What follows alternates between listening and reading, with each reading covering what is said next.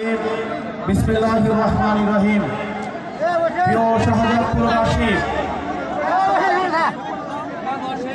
আজকে আমি যখন এইখানে উপস্থিত হয়েছি, বাংলাদেশের মুক্তিকামী জনতার মধ্যে এক ধরনের নীরব বিপ্লব ঘটে গিয়েছে।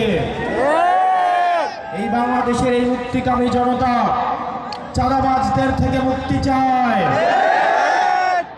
বসন্তের কোকিল বিদেশিদের থেকে মুক্তি চায়।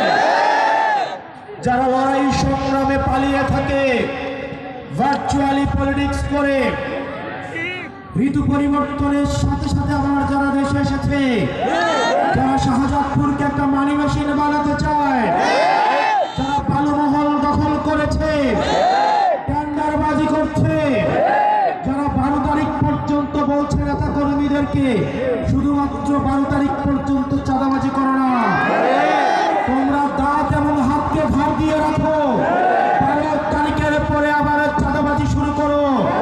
এইসব চাঁদাবাজ থেকে, এই বিদেশি নাগরিকদের কাছ থেকে শাহজাদপুরবাসী মুক্তি চায়।